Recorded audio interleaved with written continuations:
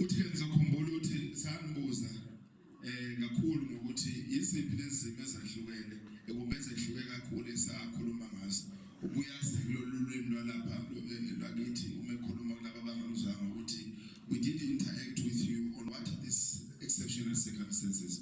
We listened to you, we went through all the documents that were put before us just to understand these exceptional circumstances that are referred to in the estuary management plan. When you look at the report, you will see that we have spoken about ecological circumstances, very quick up, sedimentation accumulation, prolonged freshwater stay, alien invasive species, encroaching vegetation in the narrows and the inflows in St Lucia rivers, low biodiversity, and a decrease in the necessary function of the estuary. The next slide, please. Sikhuluma ngendaba yokukhandeka kwebhemu, sakhuluma ngendaba ukuthi sekumele ihlahla laphana ephekwe ebhemu lezamakhesalini, sakhuluma ukuthi izala sakwazi ukuba izalo phela siyizalo ukuthi ofishi bazozalela khona. Saphinde sakhuluma nje nawo ukuthi kwalona ubindiza lolo segcwele lapha seluningi kakhulu, sekunezathu eziningi kodwa zonke lezi zinto bencane kakhulu kwezokonga kwemvelo. You will see that we have included your responses around social and economic circumstances. This is the next yes.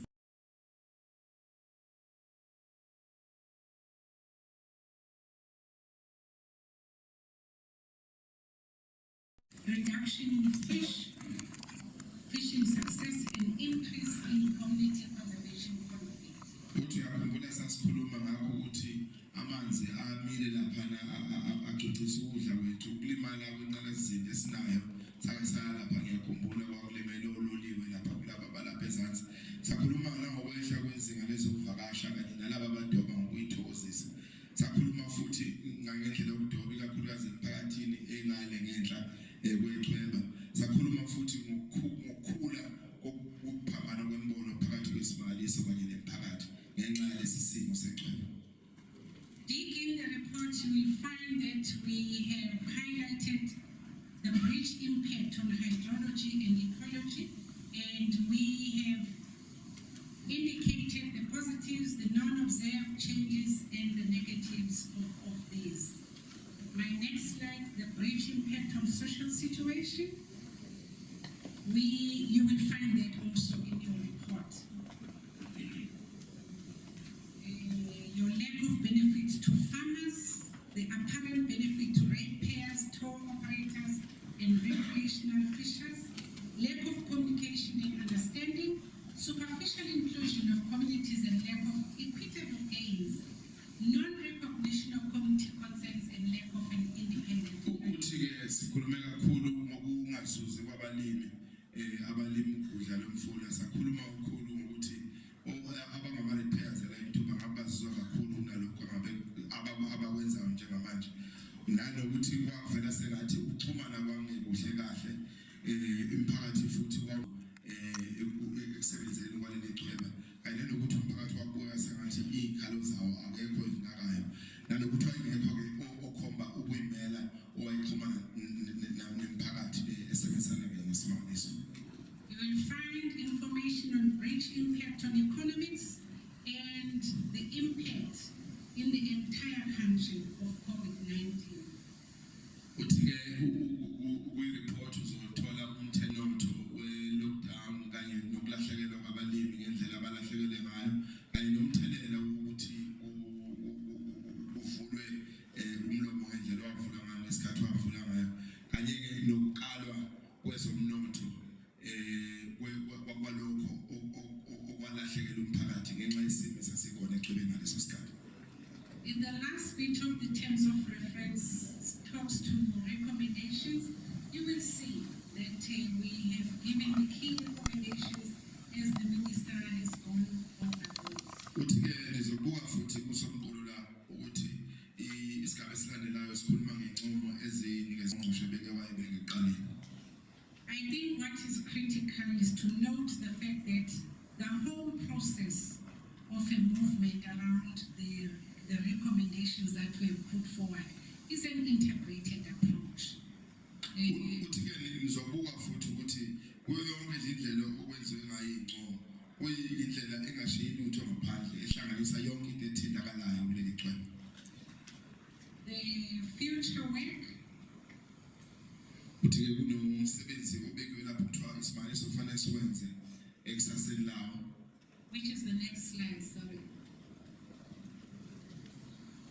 A need for considering the management and hydrology of the catchment, investigation of water use and licenses, land use and guidelines and definitions for artificial bridging, inclusion of local knowledge and perspectives, and a full assessment of artificial levees and canals, and a dedicated interdisciplinary study and SMME master plan to explore alternative livelihoods.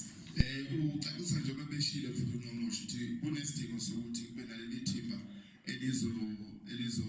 elizobuka lokubeqoqa ulwazi ngendlela nemihosha engenelo lwandle ehamba ngalo, kubukwe futhi nalabo abasebenzisa amanzi alemifula engenele echwebeni ukuthi banazo imvume lezo ebizwa ngama-water use kanye nama-licenses akhona, kubuka ubunikazi bomhlaba bese kwakhiwa umhlahlandlela ukuthi uma ngabe ekusaseni elizayo kuba nesidingo sokuthi kuvule umlomo ngendlela ovulwe ngayo ngoNhlolanja ngonyaka odlule, imiphi imigomo eyolandela, bese-ke kunezezelwa ngolwazi lwendalo, kungabi ukuthi abantu ulwazi lwabo lwasemphakathini alibukwa kuwo lososayensi kuphela.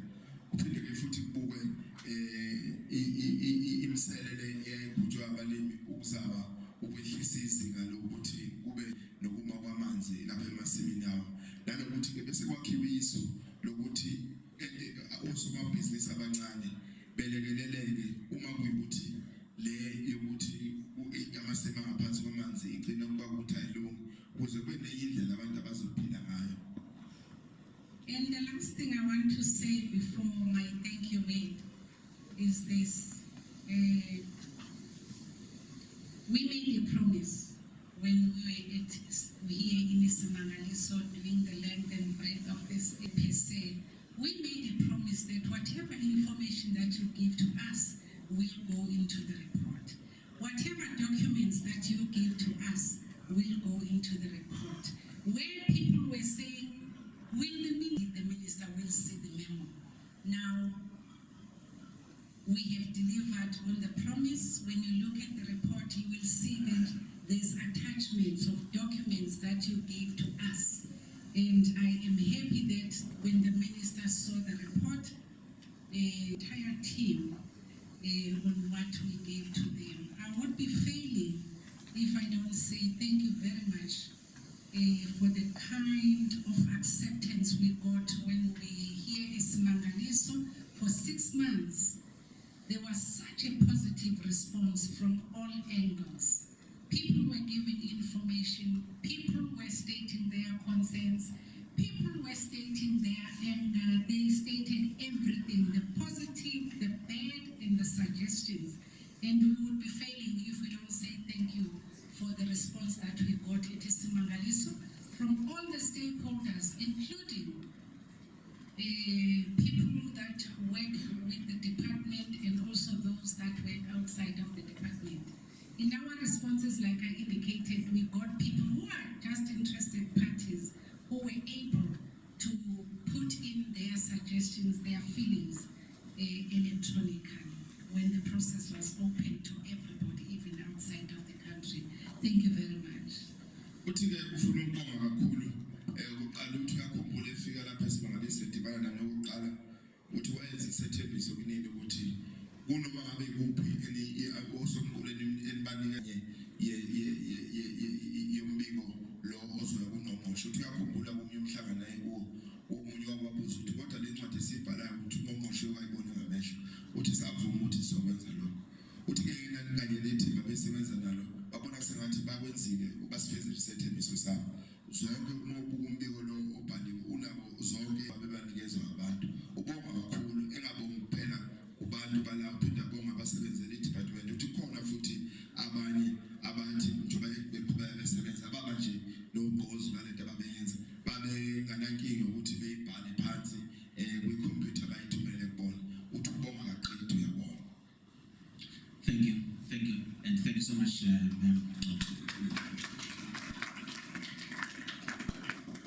So, ladies and gentlemen, that's how we proceed with the program. The next presentation will be by the CEO of iSimangaliso, Mr. Creecy.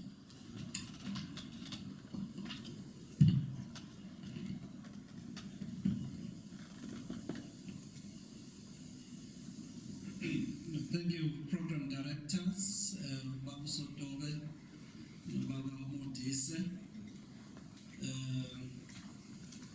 Honorable Minister, Baba Creecy, Honorable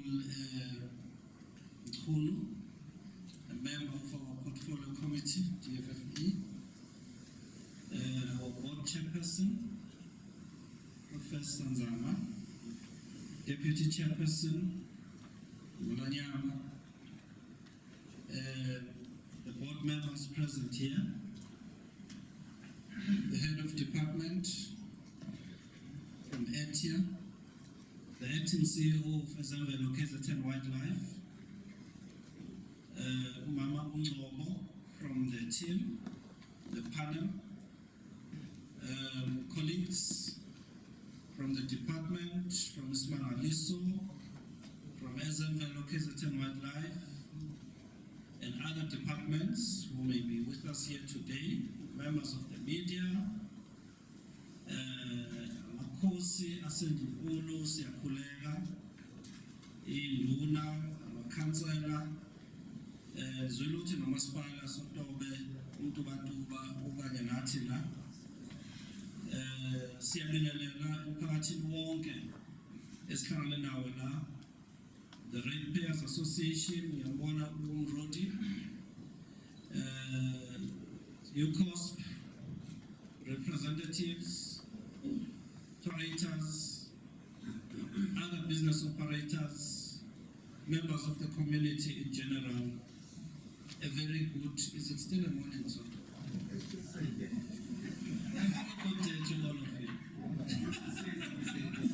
Minister, I pay the overtime to this gentleman if he works overtime, because I've been noticing the time since he started interpreting for us.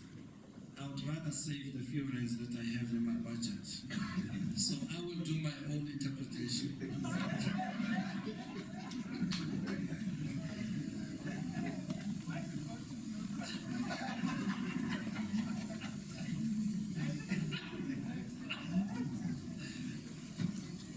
I think first of all, let's appreciate or express our gratitude to our Honorable Minister, and of course the role that was played by Honorable Khulu, because she has been with us since then until to date, and I do know that they will still be with us going forward, that they have done, especially when concerns were raised following the assisted breach that were raised by some scientists, that instead of ignoring their concerns, they were afforded an opportunity through the appointment of an independent panel to investigate whether the action that we undertook as an entity was indeed in accordance with the estuary or the estuary management plan, and we were not delinquent in the process of doing that.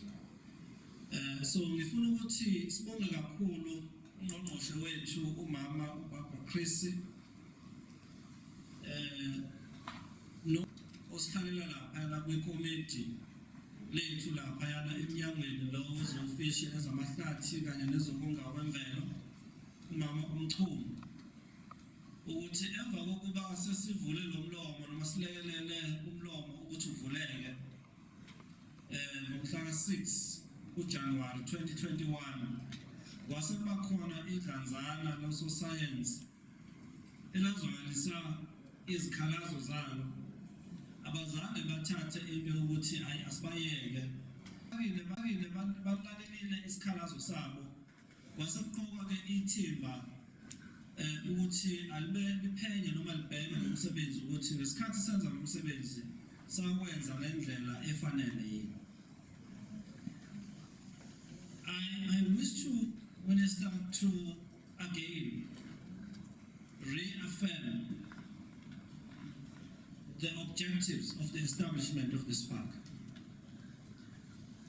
It is to protect, it is also to present the World Heritage Site.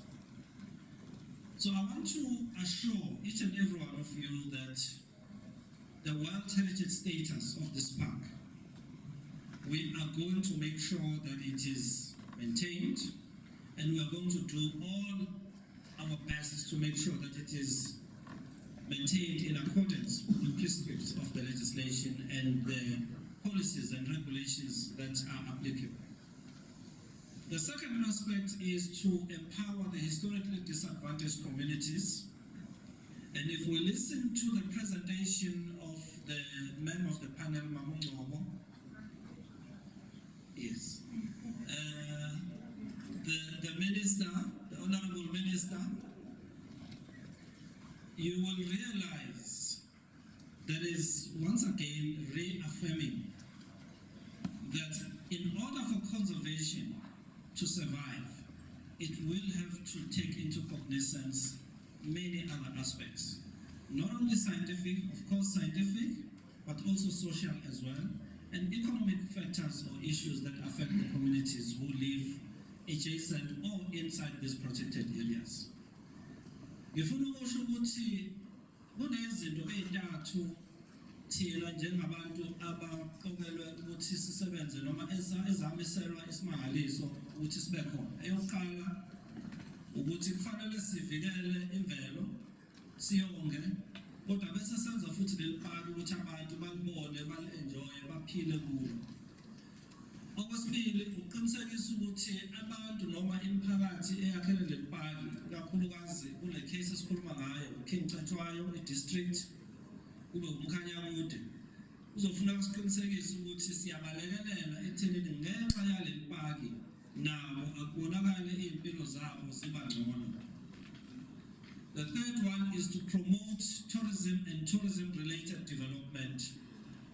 Ukuthuthukisa indlela noma indawo zokuvakasha kanye nentuthuko encikene kanye nezokuvakasha. So those are the three objectives of the World Heritage Convention Act, which establishes iSimangaliso. It is in that context that if you look at our strategy, we have a three-pronged approach, which is conservation, stakeholders, and ecotourism. Uma ubuka umhlahlandlela wethu nawo ubamba ngolayini ukuthi sifuna ukubheka into ozobongwa kwezemvelo, ukubambisana nemphakathi kanye nokuthuthukisa noma ukubheka ezokuvakasha sizenze ngendlela ezokwenza ukuthi zithuthuke ibheke phambili. If you listen again to the presentation from the panel, you can see once again reiteration of the fact that we do need to work with, we'll be working in silos. It can't be that we exclude other factors or sectors of the community and work with one sector. And therefore, it is on those bases that our strategy, it is structured in that manner. Ngichaza la ukuthi uma ulalela ingakho ubona lo mhlahlandlela wethu ebengikhuluma ngayo ngoba sifuna ukuqinisekisa ukuthi bonke abantu abakhele leli park baba yingxenye yokuthi senze lo msebenzi esimiselwe umthetho osibekile. Now, my role here, following the address by the minister and the panel, is to explain to you that following that, we have set down, as the minister has correctly, what we call a draft implementation plan. Umsebenzi wami ke namhlanje ukuthi njengoba siqalile sesithole le report eqhamuka la kuMama uNgcobo, nominister eseshilo ukuthi sihlalile sabuka indlela esizoyithatha bese siyayenza ukuthi ayisebenze. Singagcini nje ukuthi sikhulume bese sithatha amaphepha siwafaka emashalofini.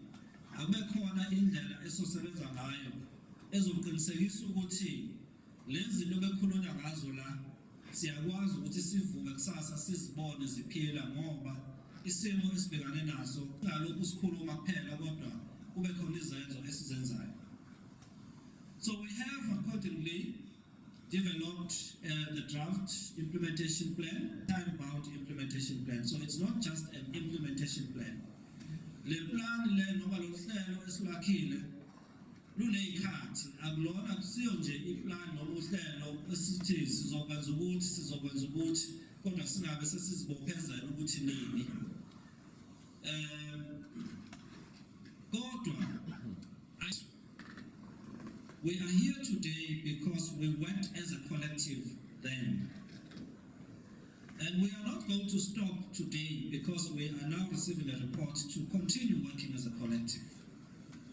So we will continue to work as a collective.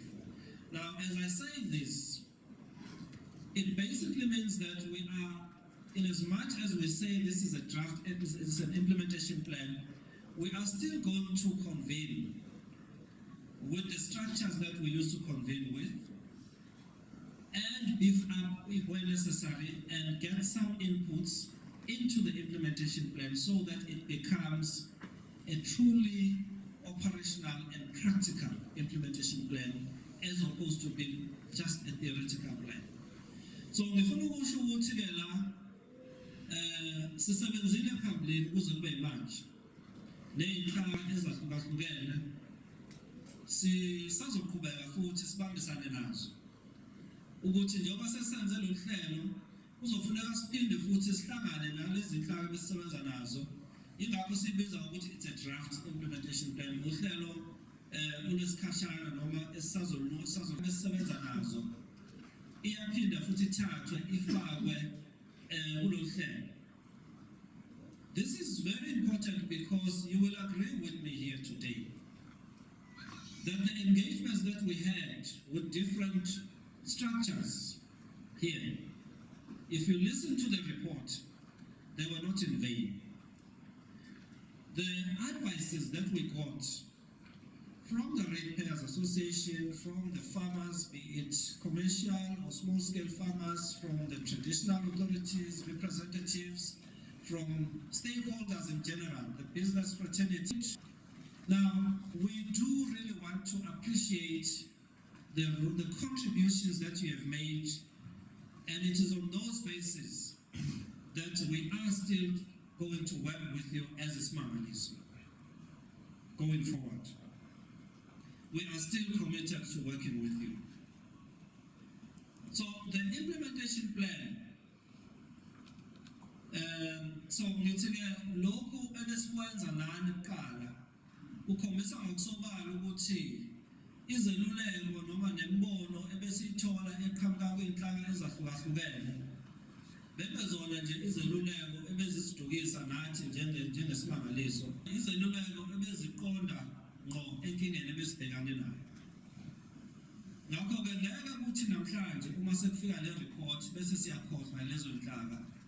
Lokho esasizibophezele kukho ukuthi sisazoqhubeka futhi siqhubeka sisebenzisane nabo.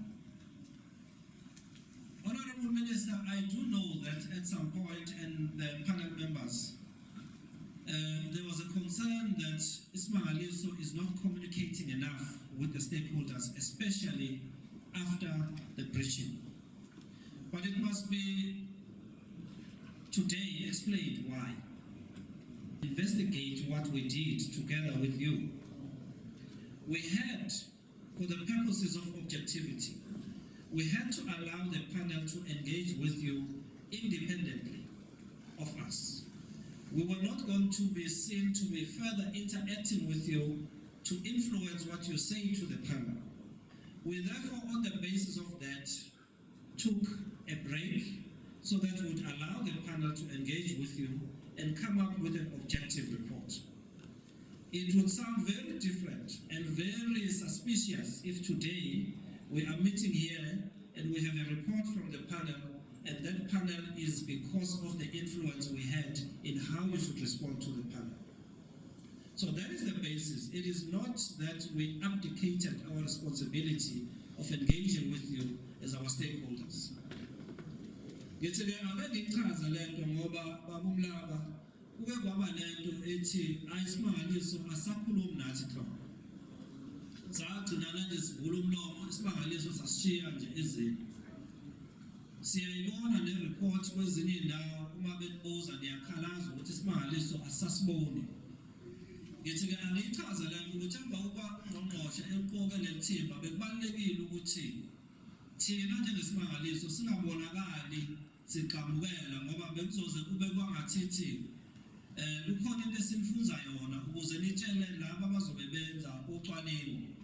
Bekufanele sisidede lesikhala uqinisekise ukuthi laba benza ucwaningo babuya nemiphumela ongenagcobo noma ongenakho ukuthi ingoba nina nibatshele izinto esithe thina batsheleni zona. So lo mbiko oqhamuka la namhlanje awu-influence-anga lutho kodwa nje umbiko oqhamuka kwepanel engicabanga ukuthi siyakwazi-ke ngenxa yokuthi siwemukele sonke nezandla ezimhlophe ngoba ukuba kunento ethi siyawubona lo mbiko kodwa u-CEO noma ubani osebenza isimangaliso wasitshela ukuthi asithi ngabe lo mbiko asiwuthathi njengombiko onobuqotho. So the first thing that we are going to do in terms of the implementation plan is that we are going to have a monitoring plan. That is what is of our action plan. So sizo ipanel iphakamisa ukuthi akube khona into ekuthiwa i-monitoring plan. Just go to the action now. So into esizoyenza-ke thina njengesimangaliso sizokwakha lolu hlaka oluzoqinisekisa ukuthi go to the plan itself. Sizokwakha lolu hlelo okuthiwa i-monitoring plan oluzoqinisekisa ukuthi zonke lezi zinto okukhulunywa ngazo okuthiwa ama-exceptional circumstances siyawabheka kahle siwacwaninge siwaqinisekise ukuthi abasendleleni noma asinikeza ulwazi olwanele ukwenza lento okufanele siyenze. Kukhona lento okuthiwa nizoyikhuluma-ke ngesiZulu and nina abanye niyifunde ngesingisi. So those who can speak English, they will read and I will talk in isiZulu. So sizoshaya two-way. Nami ngizama ukusevela uminister budget ngoba sengizocela nami overtime. The June maintenance la bayana ngiyacabanga ukuthi siyabona masibuka lezi yayintaba zolwandle ikakhulukazi lezi eziphakathi komfula kanye nolwandle masiyibuka ziphakeme kakhulu kodwa mase siyibuka futhi sibukisise eduzane kahle hle siyabona ukuthi khona izitshalo ezikhona ezenza ukuthi manje lezi ntaba zingasadiliki kalula sesithanda ukuqina noma kuqhamuka amanzi awasakwazi ukuyibhodloza. Now into ezofuneka siyenze ukuthi kufuneka siyolungisa siyokhipha zonke lezi zitshalo ukuze siqinisekise ukuthi lezi zihlabathi zihlale zilula ukuze kuhlose. Nizovumelana nami manibuka la kuvuleke khona ukuthi kuvuleke la obengasekho khona lezi zihlahla nalezi zitshalo kulezi ndawo la ebekunezitshalo zimile okusho ukuthi lezi zihlahla ziyasiphazamisa ingakho kuzofanele sibe nohlelo lokubhekana nazo. Okunye okubalekile uqinisekisa ukuthi lo msebenzi esiwenzayo uba umsebenzi ozimele. Sizofuna ukuthi sithole sizokwenza lento okuthiwa i-communication sizothola umuntu ozimele sizosebenzisana nama-NGOs nama-universities uqinisekisa ukuthi labantu basilekelela kulolu ndaba lokuxhumana njengoba bebesho ukuthi enye yezinto enikhalaza ngayo ilokuxhumana. So sizodinga ukuthi sithole uxhaso noma ukulekelela nansi indlela esizosebenza ngayo. Sifuna ukuthi ey'ntweni zonke esizozenza njengoba uminister eke washo ekuqaleni ulwazi oluqhamuka emakhosini nasemphakathini kosomabhizinisi namanye ama-stakeholders asingabe sesiyalulahla bese sithatha lolu lwazi lwesayensi kuphela. Sizoqinisekisa ukuthi lolu lwazi siyalusebenzisa bazokhumbula nje obakumlaba osukhulu sikwenza ngesikhathi siyovula ngaphayana sasifake imibono ukuthi nazi izinto okufanele nizenze. So sasikwenza ngokukhulu ukubambisana. Sizokwenza ngokukhulu ukuqinisekisa ukuthi lezi lemqulu enolwazi oluthanda ukuthi lujule noma olunobuchwepheshe obuthile silwenza njengoba uminister washo ukuthi lube lula ngendlela ukuthi abantu bakwazi ukuthi baluzwe balibone ngendlela esingakwazi ukuthi sisebenze ngayo. So sizoyikhanda-ke leya plan le yokuthi sixhumane nani. Sizophinde futhi siyobheka into sezahlukahlukene ngoba laphana kuyabonakala ukuthi kufanele sibheke kakhulu into yokubheka nomfula lo umfolozi nomsunduzi ngoba iyona ethelela kakhulu laphayana kwi-estuary yethu. So sizoba nenhlaka ezahlukeneyo ukubona ukuthi singakwenza kanjani lokho. I-panel iphinde yarecommend ukuthi kuzofanele ukuthi kube khona ukuhlanza noma ukuklina noma ukuqinisekisa ukuthi siyakhipha ukugcola ukulaphayana kuma-canals noma kuleyamsele. So sizosebenza futhi nalapho kube khona ubuchule obuthile sobenza ukubheka ukuthi singayenza kanjani leyanto ezogcina isiqinisekise ukuthi lokubambeka noma lokuvaleka kwaleyamsele akuqhubeki kwenzeka. Kodwa ushilo kuminister ukuthi lo yamsebenzi awusekho ngaphansi kwethango lo wezamanzi kanye nemfucuza ukuthi uqinisekise sisebenzisane nawo ukuze balethe onjiniyela nososayensi babo abavele abagugudile kule mkhakha. Siyobe sisebenzisana nano-UCOSP ikakhulukazi ngoba siyazi ukuthi banolwazi olunzulu ngale yamsele esikhuluma ngayo uqinisekisa ukuthi ekugcineni siphuma nesisombululo esiphusile laphayana. Sike saba nomhlangano nabakwa-UCOSP ukhona nobaba uHlongwane nakulo mhlangano kwavela ukuthi enye isisombululo esizoyithola ezosilungisela lenkinga esibhekane nayo ukuthi kube khona ukuhlanza kwaleyamsele okusho ukuthi esasiyikhuluma ingekho ipanel nale nto enconywa yipanel sekukhona ukuhlangana ukhona. Yingakho-ke nanomsebenzi sesiwufakile mama Mchunu ngiyakhumbula ukuthi wawukhona siyikhuluma le ndaba. Kuyavela futhi ukuthi uma kubuka isimangaliso kuzofanele ukuthi naso uma siya lapha kwe-organogram noma kulolu la sifaka khona ukuthi obani abasebenzi esibadingayo. Kukhona abasebenzi abanamakhono athile okuzofuna sibakhonside okusho ukuthi kwi-budget yethu uzofuna siyibheke unyaka uzayo ukuqinisekisa ukuthi kulo nyaka kodwa silungiselela unyaka uzayo ukuze sikwazi ukuthi lezo yikhundla sikwazi ukusifaka silethe labo bantu abanalo amakhono esiwadingayo. Kukhona le nto okuthiwa kuzofuneka sibuke ilento okuthiwa i-estuary management plan. Uminister ukhulume kakhulu ngayo ukuthi iyezwakala ukuthi uma ufunda le report ka-Jeff 5 ithi kufanele uma kungabe kuzobridgewa akukabridgewa. Uma ubuka i-estuary management law kodwa kufanele kube nalama-exceptional circumstances athini. Now ilento okufanele siyibheke uma sesibuka lento ye-estuary management plan. Uma uyibuka futhi ithi uma ngabe sivula thina njengesimangaliso kufanele sivulele isizathu esisodwa. Kufanele sivulele isizathu sezemvelo. Ipanel ithi kufanele uma sivulele ezemvelo, sivulele abalimi, sivulele izinto nje ezithinta ukuphila kwabantu jikelele. Singavuleli isizathu esisodwa kuphela. Le plan esinayo iyashoda-ke ngaleyo nto. Yingakho le plan imina. Yingakho nathi uma sivule kodwa sibe sigadile ukuthi asivulele ezinye izathu ngoba ukuba kunjalo ngabe namhlanje ngithola umbiko othi isimangaliso sageja.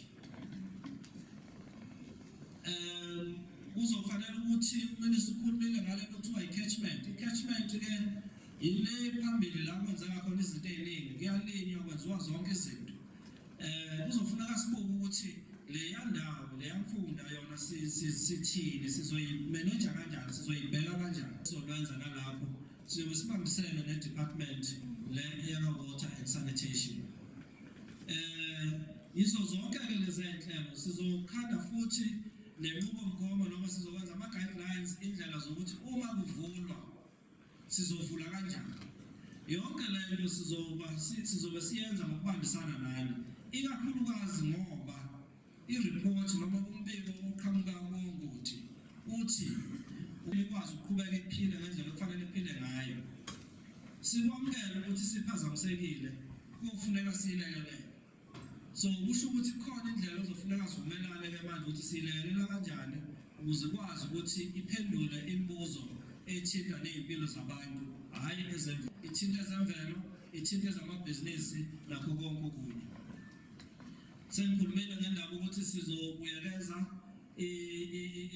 i-plan yethu, sizoyibuyekeza ukuze siqinisekise ukuthi inazo zonke leziya zinto.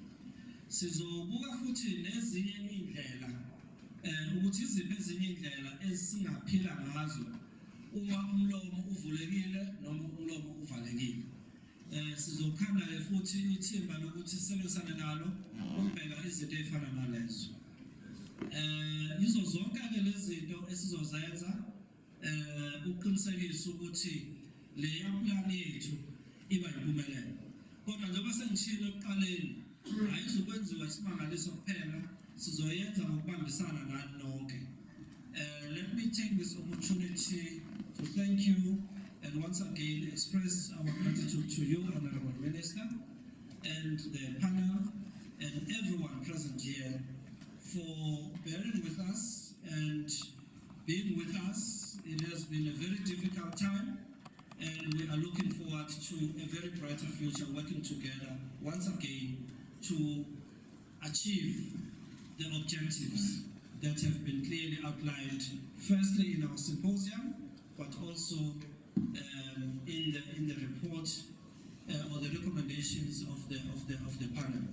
Ngifisa ukuthi ngithathe leli thuba ngibonge kakhulu kini nonke ekuthenini sisebenze ngokubambisana kusukela ekuqaleni kuze kube manje, bese ngisho futhi ukuthi sibheke ngamehlo abomvu ukuthi siqhubeke la sasigcine khona, sibambisane ukuze sigcine siyifezile lezi zinjongo esasivele sinazo ezibonakala ziphakama kakhulu nakumbiko esiwutholayo namhlanje la. Sifisa ukuthi sibonge kakhulu nokusipha ithuba lokuthi nisibekezelele kuze kube manje niphinde nisilalele kube nathi. Siyabonga.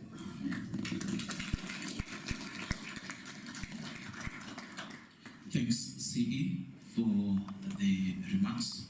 Ladies and gentlemen, it's now time for questions, for comments, for compliments from the floor. You would introduce yourself, and if you represent an organization, you can do so, and you'll raise your question. Yes, sir. Thank you very much. I'm really reading of the local community here in St Lucia. Honourable Minister and all dignitaries here, colleagues. At the outset, I must thank you for having come this far. Our main idea arriving here today was to say, please incorporate your stakeholders in whatever you do. And we were looking at these 4 scientific committees and teams that were appointed at the symposium. And it consisted of a scientific technical team, a legal and policy technical team, financing and partnerships, and then communications. What makes my heart very happy today is that we haven't forgotten where we come from. It is wonderful news, and we sincerely look forward to working with you and also to be of possible help. We have a dearth of scientific knowledge and experience here.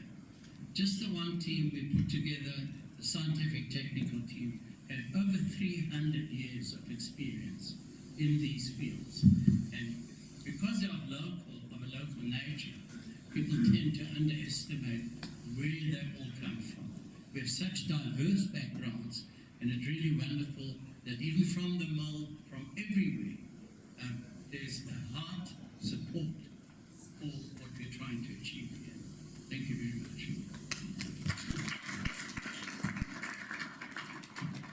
Thank you, sir. Yes.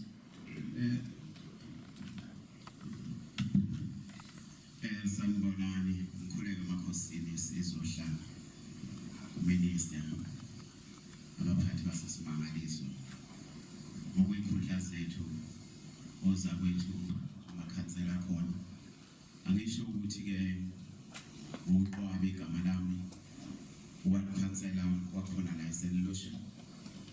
Ngifuna ukuthi ke ngiyathokoza kakhulu ukuthi kuye kwafika kulesi sikhathi la khona uminister sithi masikhala singabahlali noma abahlali bekhaya besondela noma kuthiwa kuthatha isikhathi esingakanani kodwa siyathokoza ukuthi uyawasondela. Kodwa bekuncane nje engukubukayo nengufuna ukuthi nguphathise ukuthi konke lokhu enqumeni kuma recommendation ithi uye kwafika iyahamba phambili. Ngibuka ukuthi kuye kwaba imvelo kakhulu kwabhekana angazi noma ngizwe kahle ngibona abenza ukuthi uthathe isinqumo sokuthi umlomo uvulekile. Siyakujabulela ukuthi umlomo uvulekile noma uthathe isinqumo sokuthi begcine bevulekile ngenxa yembandela yokuthi imvelo beyenze okwayo ngendlela yakhona. Kodwa ngiphatheka kabi ukuthi thina singabahlali noma abantu singabahlali balayithi noma basemakhaya bethatheke kamuva kuthiwa sazobhekana izimvo zabo noma khona izimvo zabo zisabukakale kamuva zisakamuva to compare iy'lwane. Lokho-ke kuyasithinta singabahlali angisho nje lokho kusala.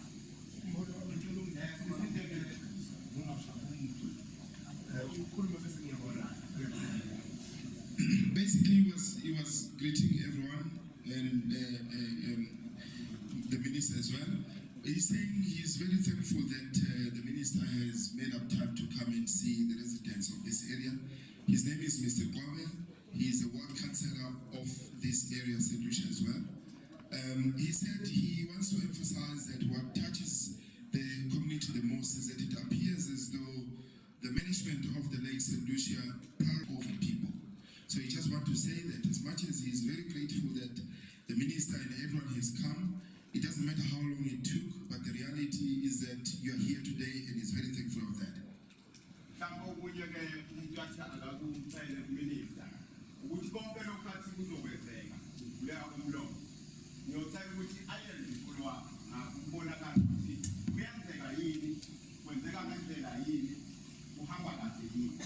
To extend to yourself, Minister, that the recommendations that you spoke of, you must not only hear that this is what is going to happen, but please do a follow-up of whether it is being done, or if it is done, is it done in the right way, and is it done in time?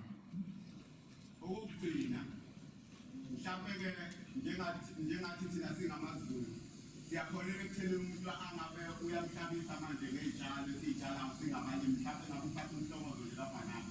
Kodwa-ke ngenxa yokuthi-ke amanzi ayawuthatha ubhanana awumosha namadumba ayawabolisa akukho esingamnika khona.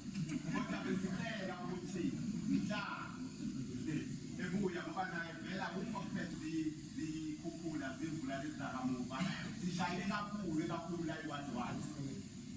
Abantu basuke emanzini nokudla kwabo futhi ayikho into esingayenza kodwa besicela isicelo lesisodwa nje usimangaliso esicela ukuthi usicelele nakuye babukhosini nakuwe mama ubaba besicela nje ukuthi laba abantu laba balapha thina singabahlali bala asinawo amanzi besicela nje isinikelela nje nemali yokuthi senze amabhoholi ukuthi sithole amanzi njalo la la kakhulu edukudu.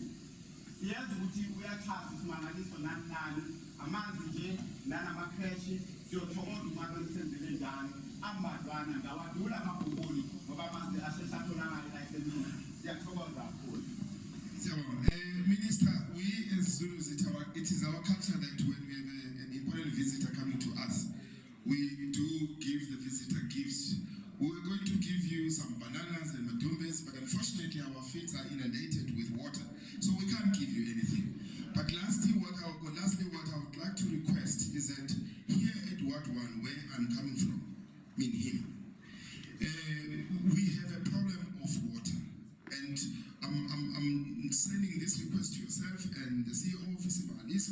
that if you can assist us with the drilling of boreholes in Tugutugu area, it will not cost so much because the water table is very close, so you will easily get into the water table. That will be my submission to you.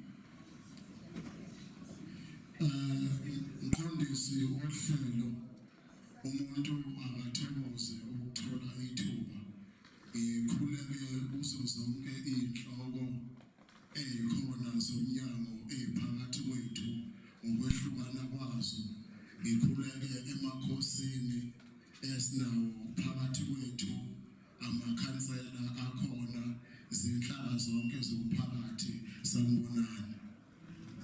Igama lami ke ngumzonjane ngwakwagumede ngisakhamuzi sala iDukuduku ngiphuma phansi komnyango wakwampukunyoni wobukhosi ngisebenza nenkosi yakwampukunyoni.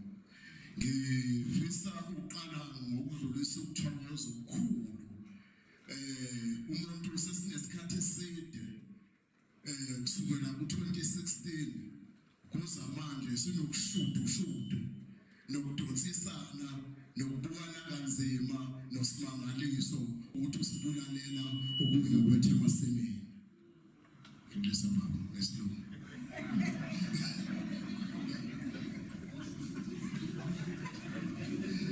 Mzonjani nathathi?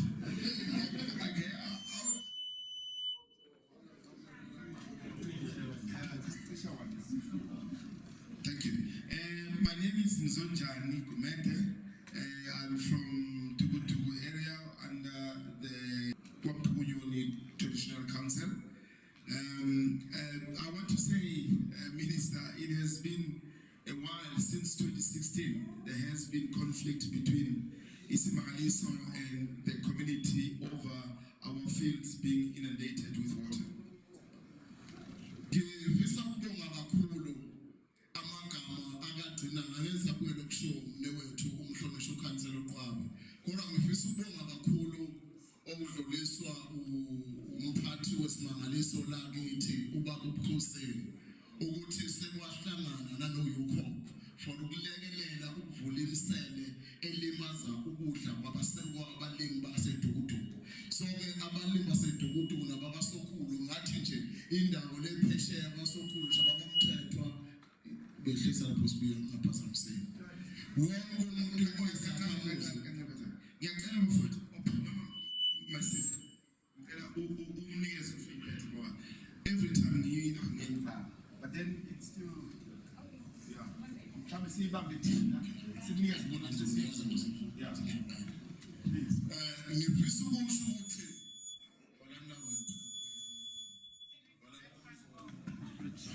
ngifisa ukusho ukuthi minister iningi labantu abadla ubhanana nabaphila nobhanana bawuthola lakithi eDukuduku. Ayikho indawo enemfunda njengendawo seDukuduku ukhipha idumbe ukhipha ubhanana. Inkinga esinayo ke sibe nenkinga enkulu sukela 2016 uvaleka lo umculo wethu. So ke okuzosilekelela kakhulu ukuthi ibe ubukhosini lokusebenzisana nalezi inhlaka eziwaziyo uklino wethoba amanzi engahlali isikhathi eside abanaraze imfunda lasilima khona la sikwazi ukuthola khona ukuphila. Abantu baseDukuduku akukho la basebenza khona minister ngaphandle kokuthi baphile emasimini ngokulima. So uma sibelwa leya ndawo yasemasimini kwenza ukuthi ukuxhumana kungabi kahle kithi phakathi kukaSimangaliso abezemvelo nathi somphakathi osakhele ndaweni. Siyafisa ukuthi uma kwenziwa lezi zinhlelo siyafisa ukuthi uma kwenziwa siyafisa ukuthi uma kwenziwa lezi zinhlelo zenziwe lezi zinhlelo sibambe lesisonke ngoba uma ngakusho nje kancane size sisukume kube mina ngithi okunye noma ngikhona ifanele kube incomo ifanele kade ngomama ihamba yaze ukufika ngisho ngithi inkosini wakwampukunyoni bisukunyoma phambi kwenu ukuthi ihlompile umkhosi okhona kule ndawo bazokufika ukunda bendawo yesipilo sabantu abalime emasimini angifisi ke ukuyisha lapha isimangaliso kwezemvelo nomphakathi zikwenza zikuzokhona ukubona ngendlela abantu sebeze baphula ngisho umthetho kube bazokuphula beye phambili sivulele amacala ngisothina ngenxa yokuthi sinyalela ukudla akusekho la siphila khona zonke indawo eseduze ezokugcina kwemvelo asikubume siye kuzo siyokulima kuzo kuliqalwe ngitshingo zabantu zeziqiwu kwenze konke bese siye emva kokuvala sibone ukuthi lapho sosayensi lapha abasimethathela iy'nqumo siwumphakathi wasedudu bengahlalela lapho ekhona ungavuni noma eqhela akube nekhathi ovuni noma eqhela kodwa sike silimala silambile singaphili indawo singasebenzi indawo kodwa uhulumeni eqinisekisa ukuthi abantu abaphile ngokulima la silima khona amanzi asilandela ngenxa yokuthi amathuba avulekiwe ngiyafisa kakhulu komgqiqo ngikhuluma ngawo la akukho umuntu osiza ngaphela siwumphakathi wasedudu esakhele indawo ezemvelo angibonge kakhulu ekhenya.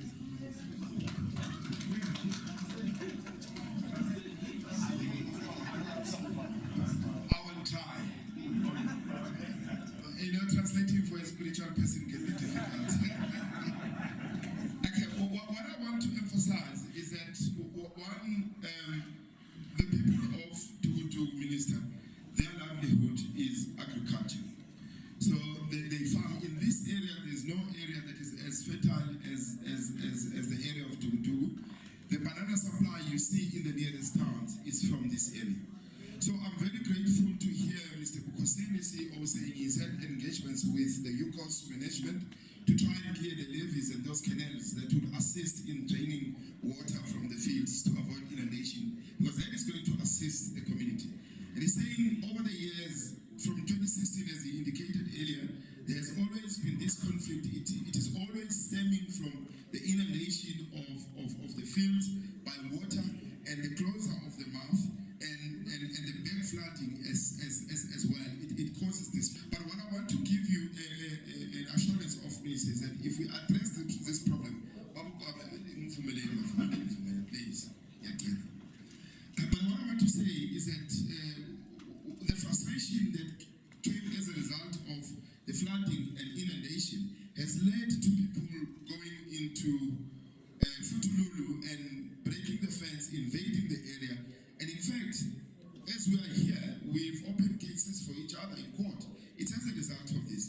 If we can resolve the issue of farm inundation of water, we'll never have any problems. And the continuous engagement between iSimangaliso and the community and the stakeholders in general is going to assist in resolving these problems. Thank you.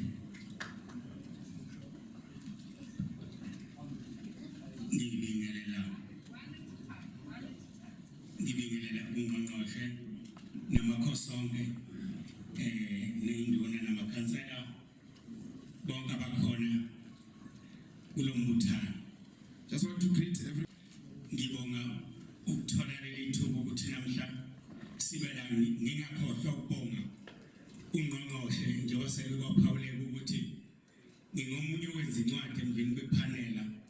Ipanel isifikile ngomunye wenza incwadi yokugcizelela ukuthi lolu daba akalibheke ngamehlo abanzi kuphuthume ngoba sekunesikhathi eside. I thank your presence, Minister. I want to say that I'm one of the people who wrote a letter to yourself. The panel of experts has visited us, emphasizing the urgency of this matter and requesting you to take this matter very serious and prioritize resolving it. Lokhu sasebenziswa incindezi ukusukela ngomhla ngo-2015 singenelwa ngamanzi singakwazi ukulima okwaze kwasiholela ukuthi ngo-2018 baluhidi eyibheke emahhovisi kaSimangaliso. Basikhohle ukwethula uzozethula kwamsazethula. Petros Mlaba lo usihlalo wekomiti yabalimi bakwaSokhulu. Yes, I was reminding him that he did not introduce himself, and he says he's Mr. Mlaba. I'm not going to say his name. He's the chairperson of the Sokhulu Farmers Association. But what he was saying is that he's saying this matter dates back to 2015 when him and the community from Sokhulu had a legal march to iSimangaliso, and they had a letter that was received by the then Deputy Mayor of Tuba municipality, which was to go to the then Minister, the late Honorable Molewa. Ngenxa yokuthi lesi simo sesihlukumezeka kakhulu kwezomnotho, ezemfundo, ezokuthutha, ezokuvakasha ngale kosokhulu kwasibiza ukuthi size sizokhononda ngehlabathi. Because the situation that we're under, we had realized that it was impacting us educationally, socially, economically, and even on our transport system. It compelled us to come to march to iSimangaliso offices. Njengamanje akukuningi engifisa ukukusho. Ngibonga kakhulu onke amazwe esimo zokungqongqoshe nabo ipanela nabo bamthosini yinye into ebengiyicela. Sengathi lolu hlaka abakhuluma ngathi abakhiwe njengoba usukela ubani usuka ku-2015 kuza ku-2022 isizwe sakwaSokhulu nesizwe sakwampukunyoni saseDukuduku sifile. Bengicela ukuthi mina namhlanje kuphume izwi ukuthi uqala nini ngoba mawubuka iminyaka sifana nabantu abafile njengoba sikhona. Bengicela ukuthi namhla siphume nayo mhlawumbe ukuthi lolu hlelo athi luzokusukuma kwabe into ezothatha mhlawumbe inyanga ezizayo ezisihlanu ezizayo. Kodwa siphume nezwi namhlanje ukuthi uqalwa nini ukuze kutholakale ukuthi isizwe sesife kangaka kuqedwa nini. Ngiyabonga. I'm not going to say much before you, Minister, but all I'm rising to say is to request that the presented and the presentation of Mamungobu, all I want to hear is when this action plan implementation is starting. I just want to know, expecting this implementation plan to start its life in the next 5 months or so. It should be, we must have a decision today of when is this action plan going to start being implemented. Angibingelele umqondisi wohlelo bese ngibingelela umqongqoshe wethu amakhosi ukhuleke ebukhosini okhona la ngaphakathi ube ubaba osibhekelela isimangaliso umuntu akabingelele bese kuba abaholi nje bonke abakhona mhlawumbe akanibingelele nonke enikhona la ngaphakathi umuntu sanibonani. Igama lami ngumkhawuleni wakwaZulu oward councillor khona la eduzane nje la eduduna la sengibuyi second term. Mhlawumbe umuntu akakuveza ukuthi okokuqala akabonga ukuthi uyibona uvela kulosomqulu kade ngiyibuka nje ngikhona la. Mhlawumbe umphakathi wathi basuphuma uthi uyibungagebe usidayisayo sengibonile kodwa ngikahle ngoba ngingalapha esifisa khona ukuthi kuvuleke khona. Maybe I must greet and observe all the protocol here, but most importantly to the minister and Inkosi Utembe and other Amakosi that are in our midst. My name is Nkawuleni Zulu, the ward councillor of Dukudu. Previously I was a ward councillor here, now I'm there, it's now my second term. I must firstly thank the panel of experts because I saw myself in this report. So I'm here and I must stand up and say something because I don't want the community to say I'm a traitor, but fortunately I'm on the right side. Okay, so benifisa ukuthi mhlawumbe umuntu akabonge kuMamNgcobo wafika even ewadini sayisambizela isho umhlangano wazohlangana nomama wathi ukuthunywa kwakhe uzokufeza angeke ahlale nakho. Mhlawumbe umuntu ngifisa ukuthi sibonge lokhu ukuthi kunabaholi abathi babezokwenza izinto kubantu nethimba lakhe ayihamba nalo. Ekugcineni namhlanje sibiziwe sizotshelwa lokhu abone isimo okwakuyiso. Ngicabanga ukuthi wakhala amadoda emizi futhi abanabakoti ngabathathu nabafelokazi abebekade bephila lapha ezathi sicela ukubonga kakhulu mama ukuthi kwafika kuNgqongqoshe njengoba wawushilo ukuthi uyokwenza. I must thank especially Mrs. Ngobo for the fact that she came to Dukudu. I called the community. She came with her colleagues that she was with at the time. We showed her where we have a problem, and she saw leaders of families, people who've got about 3 wives, and he saw widows crying because of the situation.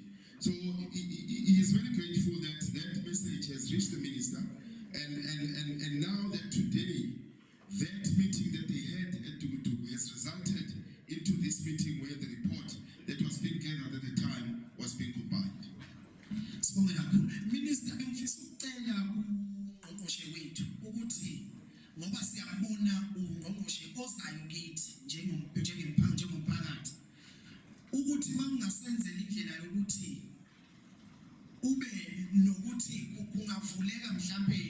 nini la esasikade sicele khona ngicabanga ukuthi umama wabona esasihamba naye ngoba ngicabanga ukuthi ngoba sikubona la kushuthi ukwareportwa njengoba kunjalo ukuthi ngaba okay noma okanye akube seduze ukuvuleka kwalapha ukuze le yamphakathi bese iyasizakala bese umuntu mhlambe okugcina besethi usimangaliso siyacela ukuthi isimangaliso uma thina njengabantu abakhele isiqini sakho sikubuka njengesitha kithi nawe mawubona thina usibona njengabantu abazongena beyothatha inyamazane zakho sicishe sifane nezitha futhi kuwena besacela ukuthi usimangaliso baba ubukhosini ukhanda ama-program baba lokhu ngikusho ngokuthi ngihlala nabantu hlezi ngiyareportela ngifisa ukuthi baba ubukhosini mhlawumbe mangakhanda ama-programs akho aya emphakathini ukuze thina njengomphakathi sibone njengomuntu ongesona isitha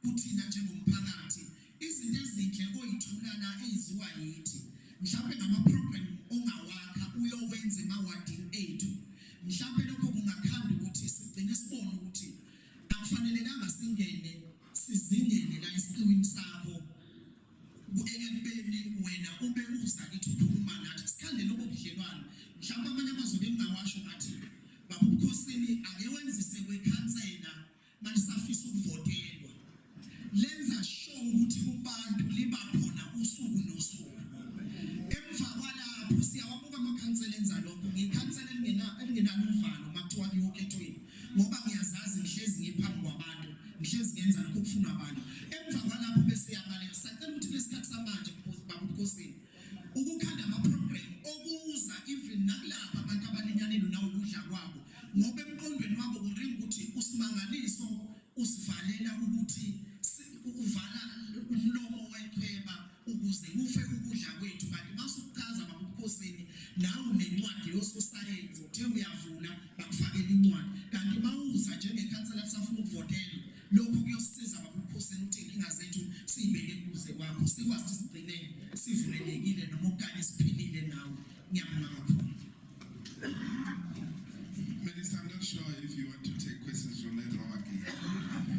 But what Mr. Zulu is saying, his name is Zulu, like I said earlier. He's saying what he would like to hear is that when are we going to open the mouth? And I'm trying to translate, Minister, not interpret. I'm not going to say what I think he wanted to say, but I'll just say what he said. So he's asking when are we going to open, and he's also requesting Mr. Kosini to come up with programs that are going to be alternative livelihood for some other people, and people who are in the community who have got nothing else to do will be benefiting from these programs. And he's saying something that I'm not sure, Minister, you want to hear, that he must act like a councillor. I'm not sure if an official should do that. But he's saying he must act like a councillor who still want to be voted in by being in front of the people all the time. And he's saying this with conviction because he's a councillor himself, so he's not scared of saying this. He's always in front of the people.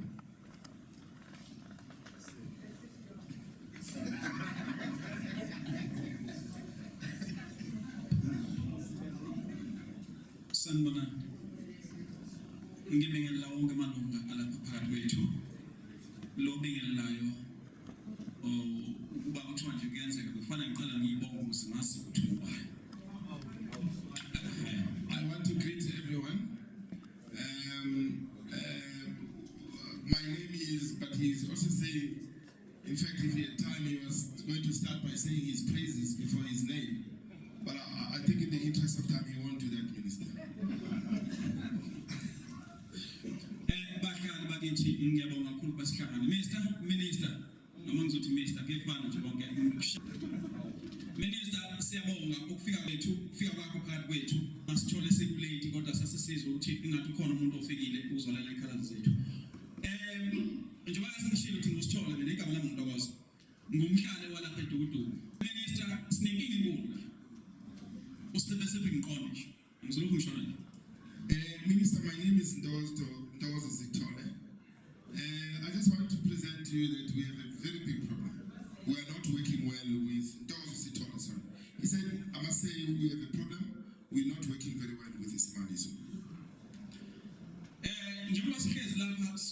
usimangaliso sakhelene naye njengomphakathi. Usimangaliso asimazi thina umphakathi.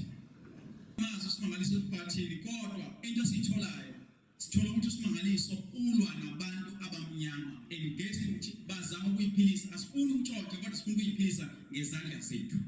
We don't know Ismangaliso here as a community. All we know is that Ismangaliso is fighting with black people. So uMasimangaliso alwa nabantu abamnyama. Ngicela ukwazisa minister khona le ndawo eseMpumalanga ngani. Omama abano 60 years or 70 years bangena udake begcineka ngabo. Bezama ukusika incema bayoluka amacansi indene bese uSimangaliso uyababopha abavalele abanye bangena ngapha bathi badobo fishi ababambe abanye babulawe abanye bashawe abanye beduka singabatholi desikole. I have an example of old women as old as 60 who would go as deep as this in the mud trying to get nema and any other type of grass, who gets arrested by Ismangaliso. Some of them would be going fishing and they will be arrested. Sometimes others will be killed, others they will disappear and we won't know where they've gone. Ever since minister besicela ukuthi uSimangaliso abe leqiniso thina. From 2016 2015 ukuvalwa lapha na asidlula ukuthi mina sasebenza lapha kunabelungu balapha eMosi baqasha abafowethu nodadewethu bayasebenza. uSimangaliso uvale imfula iziwe abangasebenzi abekade besebenza besiza ukuthi belethe plastic nesikwa ezingane zikwazi ukudla kusenzeni. Okay, we survived from this field. Since 2016, when Ismangaliso closed the mouth, there are people who are our brothers and sisters who are employed by commercial farmers here who work there. Since then, they've been retrenched. Unisocela indawo siyakhele umhlaba siwona sesibaningi kakhulu sicela uSimangaliso noma uhulumeni angacabangeli izilwane kuphela ngoba nathi siyingxenye yemvelo.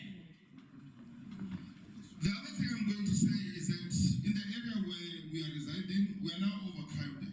We want more space and we will ask government not to prioritize animals over us. Siyacela ukuthi ngisize minister njengoba ufikile ukhona la. Thina umphakathi wala idududu. Siyacela ukuthi thina kuzube namhlanje silambile and mase silambile singayidala disaster noma ngayini singayidestroy because silambile isizwe asisebenzi. Sicela uSimangaliso angasivimbi ukuyodoba ufish, uSimangaliso angasivimbi ukuthi sithole indawo zokulima. uSimangaliso angasivimbi ukuthi sithole indawo zokwakha nezingane zethu siwumphakathi. Ngiyacela lokho kakhulu ngoba ekusheshisa indawo yokuvula komlomo lapho uma umlomo ungavuleki lapha kuningi usazoqhubeka konakala futhi lapha emputhululo siyayidinga siyayicela because silambile ayindawo ukulima ukudla kwathi boleke khona sonke sisanele sosidinga enye indawo sokwazi ukuthi sikwazi ukuqhubeka izingane zethu silimela khona siphila because I don't have a campaign this side. Ngiyabonga. Okay, he's saying, he's requesting that because there's overcrowding and there are no areas for farming, he's requesting that Ismangaliso should not stop them from going into areas that have got no people now for farming purposes or for building homes with their kids.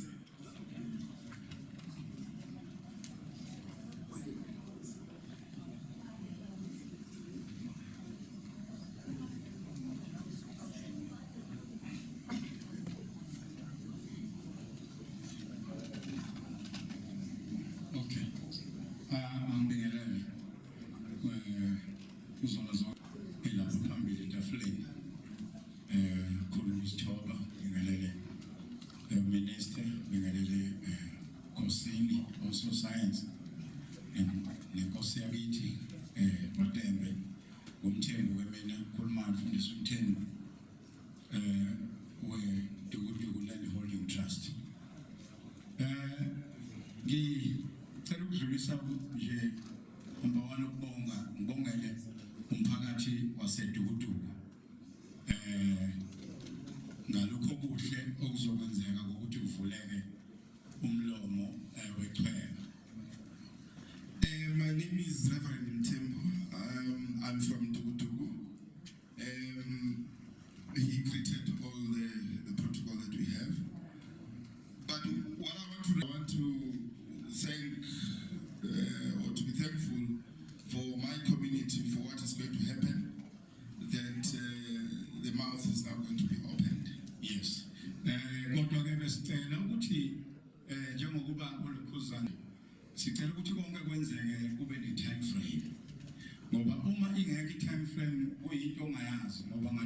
uzovula amele uzovula umlomo uthola ukuthi uzovula emva kwenyanga mhlawumbe uzosinikisa emva konyaka but sathi kuzovula so siyacela ukuthi kube khona i-time frame ukuthi njengoba siphuma la and then ngenyanga ethize definitely kuyavula and then ukuze umphakathi ngokulambile mina siyaxhumana nomphakathi kunomama owake ngahlangana inhliziyo yami yababuhlungu engitshela ukuthi udlelwe imoto ngenxa yokuthi ukudla kwakhe kungaphansi kwamanzi and akasakwazi ukuphila imoto yakhe beyithengile something to 300,000 and then bene-installment ebekhokhela every month manje ngenxa yokuthi ukudla kwakhe sekungaphansi kwamanzi sekubone yonke into uphila ngakho ukuyidayisa ngoba kuyonakala nasemphakathini kakhulu emakhaya. I would request that we have time frames in our plans of when what is going to happen. And I want to make an example of one woman I met who said the value of the vehicle was around 300,000 result of his produce or her produce being inundated with water. Now she couldn't sell, so she couldn't pay for the vehicle itself. So that's why I emphasize more on whatever we are planning to do. Yes, okugcina ke bese ngicela lapho ukuthi njengoba sine flood plain ezakalayo ngale ezansi kunama crocodiles aphumayo asebonakele ngale kathina ezonekisho so manje besicela ukuthi kube nehlelo olusheshayo lokuthi kube nendlela ukuthi umphakathi wakithi awuphephile ngoba ingane zibhukuda khona izolo nje besikhona nomunye umfowethu oyintatheli ehamba eshutha ithombe and then basho bathi kunengwenya ehambayo la so manje ingane zibhukuda khona ngama-fridge akuphephile nje kakhulu njengoba kunalelo kuzana kuna le flood plain jasimbe masingenza i-program yokuthi ukwazi ukuthi angazi ukuthi singenza kanjani but kube khona indlela yokuthi uphephe nalezi ngwenya eziphuma ngala kube khona indlela yokuthi zingakwazi ukuthi zilimaze abantu ngisho kahle lokho before ingwenya ilimaza abantu ngoba mase zimalimazile abantu sekumele sivule icala ngoba sikusho kungakenzeki siyacela ukuthi kube khona indlela yokucontroleka ngayo siyabonga. The other thing I'm requesting is that there must be a program that will look at trying to get the crocodiles that are now at St Lucia area at the floodplain. Okay, so the crocodiles at the floodplain, we must try and get rid of them. Yesterday or a few days ago, I was with a journalist who was looking at this, and I'm saying this before anything could happen because kids are swimming there. They are swimming.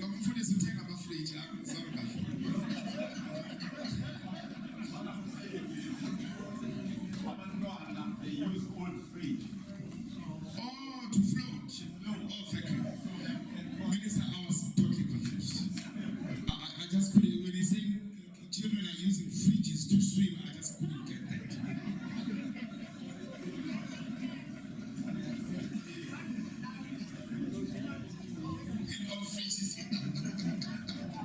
So he's saying, I want to say this way before any incident happens, because once the incident happens, we'll have to open a criminal case because we've reported this.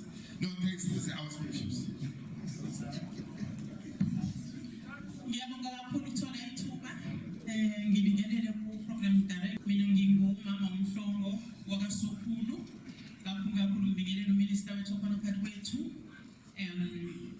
umama uthandizama usihlalo webhodi nobaba ukhosini angane nje ngithi all protocol observed because isikhathi is against us. So ngisukuma sebeshi uncovered empeleni 3 abantu bakhuluma indaba yokuthi nini implementation inini ilokho sifuna sithole isiqiniseko sakho ke mina emfunisho uminister wakhuluma indaba ukuthi iprocess iyonke sadinga ukuthi engage eminye iminyaka ngibona le so angazi noma izobe iqhubeka indaba ukuthi ku-implement while sikuhlalwe naleli minyaka edingakalayo ukuthi nayo ithathe ibambe iqhaza kulolu hlelo yini ngaphezulu uqala lokho okwesibili Firstly,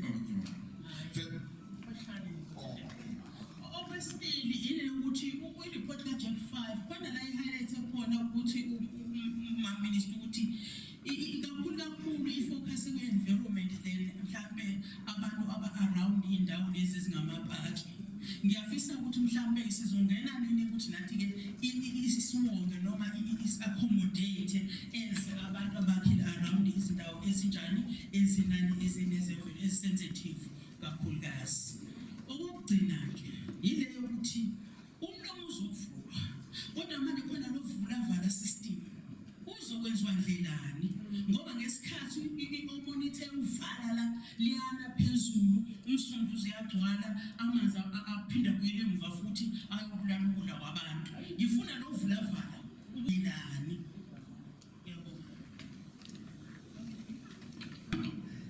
Firstly, I want to be on the issue of the action plan that, like any other speakers who spoke before me, that when are we going to do it? And secondly, I want to understand that the engagement with other departments that are affected, is it going to be parallel to the implementation of the plan, or it will be the engagement of other departments before the actual implementation? And lastly, I want to check how we're going to deal with this opening and closing of the system, because it might be open today, tomorrow it closes and it backfloods and so on. How are we going to deal with this closing and the opening of the system?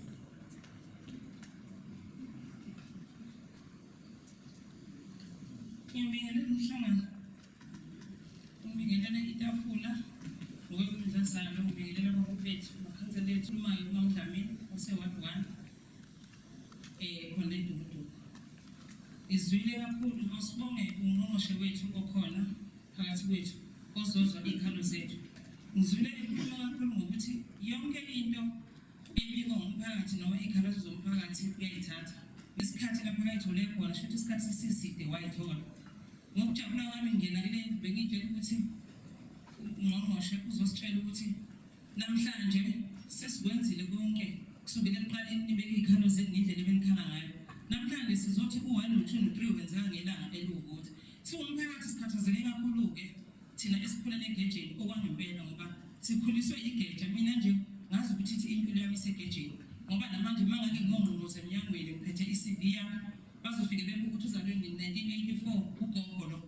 Kodwa mangibheka mina uSibiya ngamqubula amandla ngendlela enginawo ngayo, angisana. Ngina 38 sengugogo, amandla okusebenza angisenawo. Kubuhlungu kakhulu ngoba lapha kade ngiphila khona uke wakhuluma ngemoto umfowethu ukuthi khona uma ngodlela imoto ngikanye kulolo hlelo nami nginefenisha lapha endlini noma imali isezikhukhula, kodwa nginayo ongangokuthi njengamanje sengina 3 months ngayikhokheli and ingalandwa ngicashe ngesithupha ngiphila ngokuyidayisela abantu ngazizwe nelisha. Ingalandwa noma nini. Into ebuhlungu akumina ngedwa futhi siphila ngokulima lapha eDukuduku, asisebenzi most yethu. Simangaliso njengomfowethu osakhele njengesihlobo sethu, bekumele uma ngabe ngempela usibona isimo esinjeya iy'thombe nekube kudala kusukela 2015 njengoba besho bafowethu, bekumele uma ngabe ngempela unothando nabafowenu uhleli nabo, owakhele endaweni yabo, ocele ukuphila endaweni yabo. Uphila nathi angithi iy'lwane leziya ezakho thina, kodwa singabantu abaphila nawe endaweni yethu siphila kuyona. Bekumele uma ubona isimo esinjeya ucabanga ukuthi uma ungake nje Mr. Bukhosinizi kwentathu inyanga ey'ntathu ungaholi, unganjani inhliziyo yakho, ungenza njani ney'ngane zakho? Thina uma singasebenzi-ke siphile emasimini, angazi iminyaka emingaka singadli, silokhu sicoshela sihambe sibamba amadodana ukuthi sithini ngalezi ngane, kunga-6 wey'ngane ezondala, enye ifunda umatric kumele ihambe iyele, angibekeli lutho kulo nyaka kusuke angazi kungangithini, ngoba ngiyeminyaka ngithumba isalukazi mangithi ngempedeni kugcwele amanzi. Njengoba ubukhosini kade funa ukuba ubona lapha kugcwele amanzi, kube nendlela yokusiza phela abantu ukuze uwumngani wethu. Ushilo umfowethu lapha athi wena sibuka njengesiko impela, sibuka njengosathane kithi ngoba usondelana singenelwa amanzi. Kuyimanje agcweleke ubhukudo ofishi ngisho eduze kwezinto. Silambile hayi ukuthi silambe ngoba sikuchazele ukuthi asinalutho. Silambe okwangempela uma emakhabetheni amanzi wawona angenelwe ilamanzi akho nofishi bakho bemvelo. Ngapha asisebenzi, asazi ufuna sithathe ini siyikhube nani. Njengoba siyicelela-ke besicela ukuthi babukhosini engathi ungakwenza njengoba uhulumeni etatazelele iy'khukhula noma-ke ungqongqoshe wethu asitatazelele nathi, ngoba siyiDukuduku sibona sengathi asinakiwe okwangempela futhi asinakiwe vele. Kodwa futhi uma kuyabheka izinto ey'ningi iphuma la eDukuduku, ubhala luphuma la, yonke into engamaveji iphuma la eDukuduku. Ngeke uye kaSomkhele laphana uthi uzofika uthole into enhle ngempela eyiveji iphatheka indaba ila eDukuduku. Kodwa yibo futhi laba abanganakiwe. Ngisho iy'lune kuphela ey'lunile zila eDukuduku simangalisa la ithola khona. Le y'qiwile ey'semakhaya zizacile uma ngicabanga ngey'none njengezala ngoba indaba ila. Ngiphinde futhi ngize lapha ekuthenini uSimangaliso yena besimthembile kakhulu endaweni njengomuntu osomabhizinisi onamandla.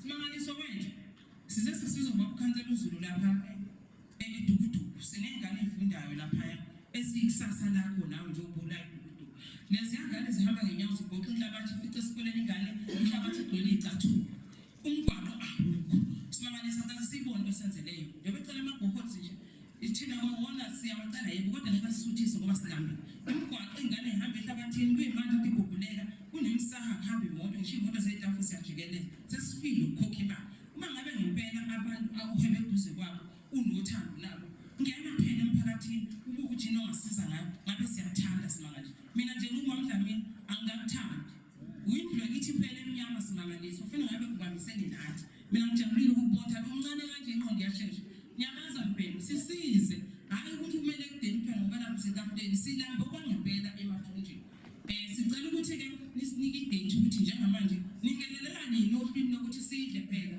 bakusibiya sike sampila lelo daba sijethi njengamanje nje yonke into ilungile wasithembisa ngala wasithembisa kodwa uhamba manje wena uyakwazi kuphela uyobatshela ukuthi silambile phela kumele ngabe nje namhlanje sibizile uzanayo lo report ukuthi hayi ke esiceleni nasicela lapha ifuthululo sengikwenzile ukuthi ngamtshela ubabukhosini ukuthi abantu balambile asenze noma phela ama food parcel bebebedla ngomthetho wona simangaliso kumele ngabe uyasondla kuze kube kuyavuleka lapha siyalima njengomuntu oseduze kwethu.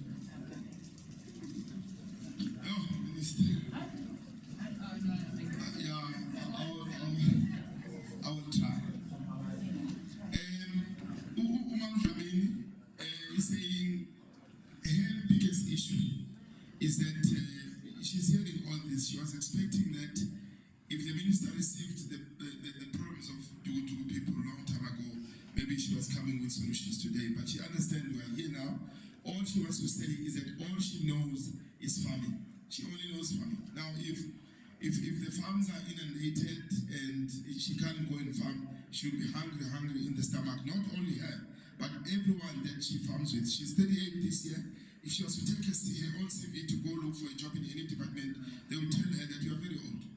But all she knows is that she's got power. She made a joke that she can even lift myself, but it was more on the fact that she relies on her own hands to survive.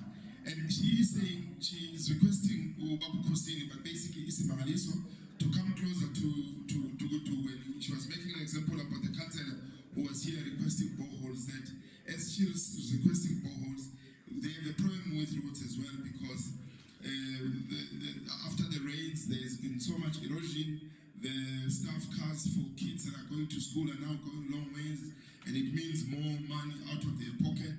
And she's referring to the story that was shared by Reverend Tembu now of the woman who's getting her vehicle repossessed, that she believes she's in the same situation because she has furniture in her house, wet as it is after the floods, but she hasn't paid for the furniture for 3 months. So anytime the furniture can be fetched. And she's saying she believes that if there is water here because of water and fish, iSimangaliso should be giving communities food parcels in the meantime before the water issue is being cleared.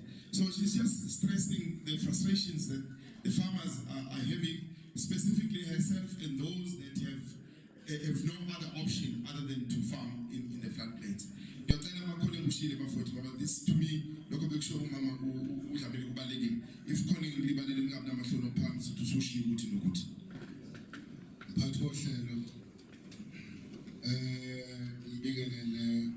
minister and all protocol observed.